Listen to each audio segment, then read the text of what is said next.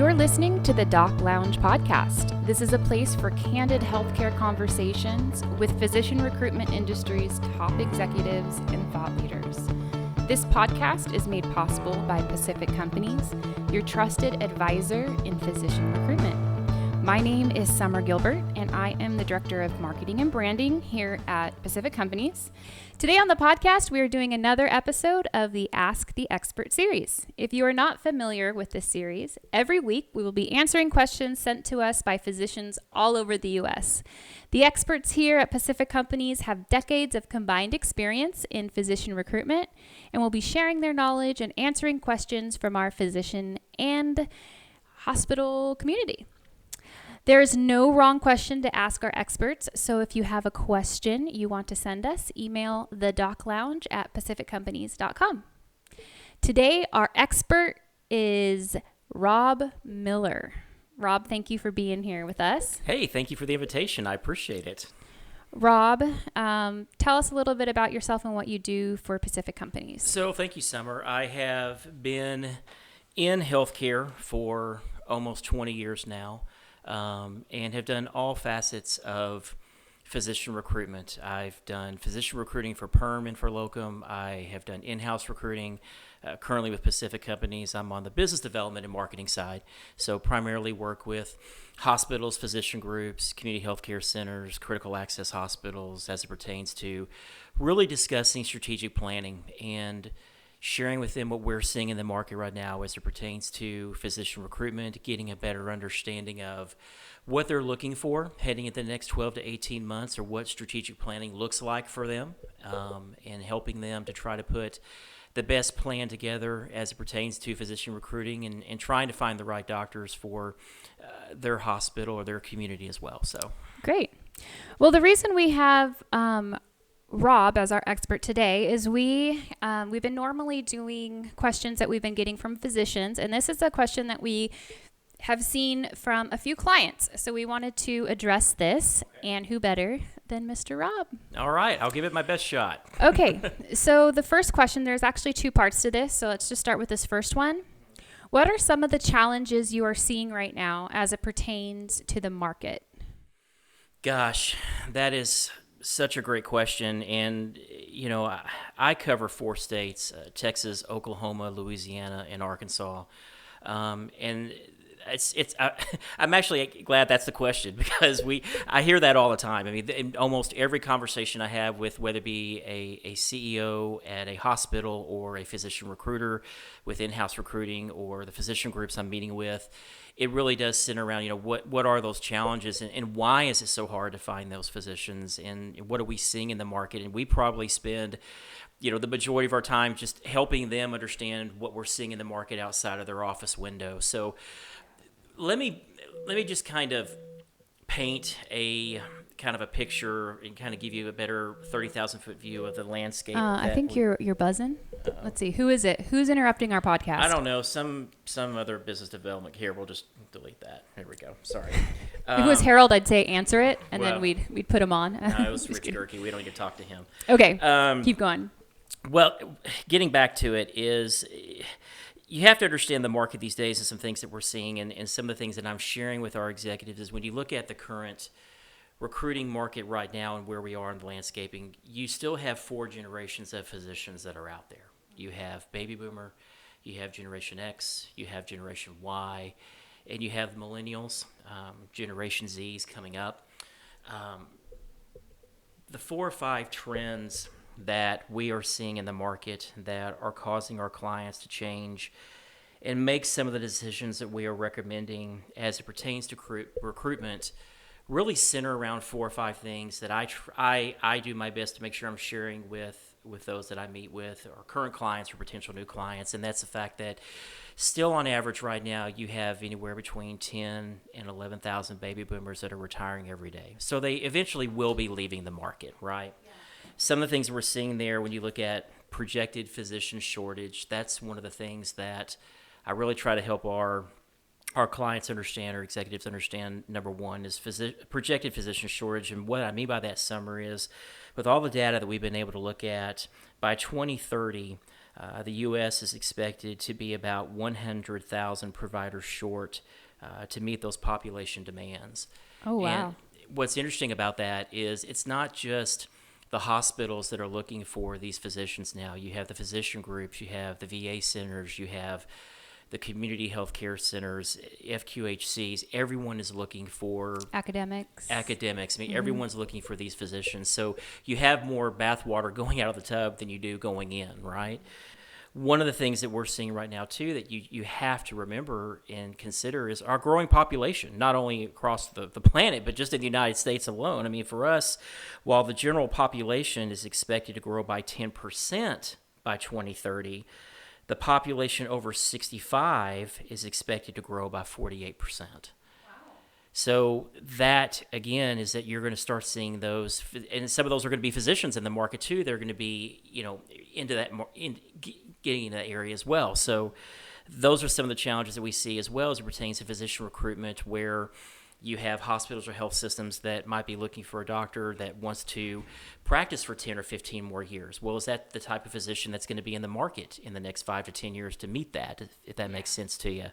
I think one of the main things that's really resonated with me that I do my best to share with executives too is just the demographics right now. The research that I've done recently shows that the U.S. Census Bureau anticipates that adults over 65 will outnumber children under 18 for the first time by 2035. Interesting. So you think about that from a physician recruitment perspective of, okay, let's just fast forward to the year 2035 and the amount of adults, some of those being practicing physicians that are going to be over the age of 65, and in turn, treating that number of people that are over the age of 65, right? And how do we find the physicians that are going to fill that demand of, compared to, children under 18 for the first time? So that's something that really resonates with me. And I think finally, just looking at changing healthcare needs, as the population grows and demographics favor a growing and aging public, demands on our healthcare system will expand, and we're going to need providers serving, diverse medical needs across the board. Like you mentioned earlier, it's not just, it's academics. It's, being employed by a hospital, working for a critical access hospital, working at an FQHC. All of those types of physicians. Correctional.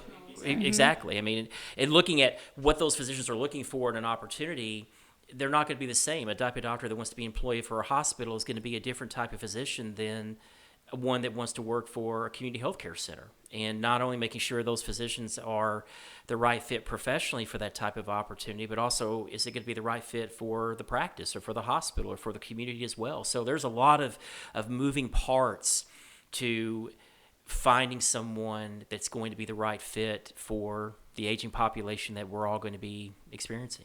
So it's kind of a balance. So you got physicians who, need to be open-minded about opportunities, because everyone kind of has what they want in their head, but you just never know. And then clients trying to be more open and open-minded to get good physicians in there. Exactly. To give them what they need. Right. It's a changing market where when you look at all the baby boomers that are retiring and all the new physicians that are coming on board and the younger physicians coming on board and having a lot of Generation X and Generation Y already in place, there's just going to be a shortage out there. We don't see it changing. It's the good, the bad, and the ugly, if you will, and it's just a matter of really helping these hospitals and healthcare systems, physician groups, you name it, whatever it is, you have to be able to, you can no longer just post a opportunity on your website and hope that's the way the physicians are going to come to you. If you're a hospital in Tulsa, Oklahoma, or Dallas, Texas, or Austin, Texas, or New Orleans, or Little Rock, Arkansas, all the physicians that are there are already the ones who want to be there.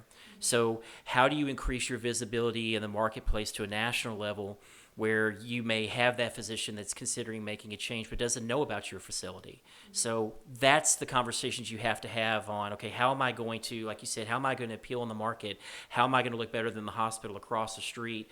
What am I offering that they aren't that's going to entice that physician and their family to move here compared to another location. So that kind of leads me into the second part of the question. What are the physicians looking for coming out of training? So talking about these millennials is probably what they want is different. Their standards are different. So what are you seeing? What are the physicians looking for? No, I appreciate this question. That's something I get asked quite often as well. And honestly, it's talking to the recruiters on our floor. You have 40 physician recruiters on our floor making 100 phone calls a day and setting up interviews with all of our clients. And so they're hearing firsthand every day. I mean, they're the ones in the trenches, right? Yeah. They're the ones that are really hearing. And I reach out to them all the time and find out, what are they looking for? What is different from a baby boomer that's leaving, or even Generation X or Generation Y. And some of the things that we're seeing, Summer, which is a surprise and not a surprise at the same time, is for younger physicians, the request for simple things like, 4-day work weeks, student loan repayment, not forgiveness, a big difference there. Flexible work schedules. And what I mean by that is, for example, a family practitioner and allowing them to pick up some moonlighting hospitalist shifts from time to time. Spending more time with patients and some of the, spending more time with patients and their families that are in the room with them are some of the top asks that we are getting from some of the younger physicians, as we're presenting those opportunities to them. Those are some of the things that we're really seeing. And I think that's going to be the challenge where I don't know if we have all the answers yet, to just be honest with you. I think it's when you have a physician that's looking, when you look at quality and work-life balance, but you're looking at medicine in general, those physicians that go, people that go into medicine, they have a calling. Yeah. And I think that's a little bit of a different, it's hard to wrap my arms around it, but as I'm talking to executives, they need a hospitalist to come in and cover 7 on, 7 off, and the hospitalist wants to do that, but they want to be off at 2 o'clock on Thursday to see their kid's baseball game. That's not going to work all the time, right? So I think there's going to be a challenge there where, the baby boomers are just known as the workhorses and would see 70 patients a day and never sleep and never eat, compared to the other generations of physicians that are coming in that still want to work their tails off, but they want to see their families too. And how do you find that if that's, if you're an OBGYN physician, you're going to be on call. So questions about, okay, well, if I'm going to be an OBGYN physician, a part of this hospital, this group, what is that call schedule? What does that look like? And how much more time are they going to have their families compared to having to be staring at their cell phone on a Saturday night and wondering if they're going to have to go in? Yeah. Well, thank you so much, Rob. I hope you answered some of those questions, and I think you did. I'm gonna re-say that again. Thank you so much, Rob, for answering those questions and being our expert today. Well, you are welcome. I don't know how much of an expert I am, but I'm happy to help and happy to connect with anyone that's listening to this and just wants to talk more about how we can be a resource for you in the market and be there for you to help with the patients that you serve. So. Thank you. We'll have a great day. Thank you. All right. If any of you guys want to reach out to Rob, his contact information is in the description below. And we hope you guys have a great day. Thank you.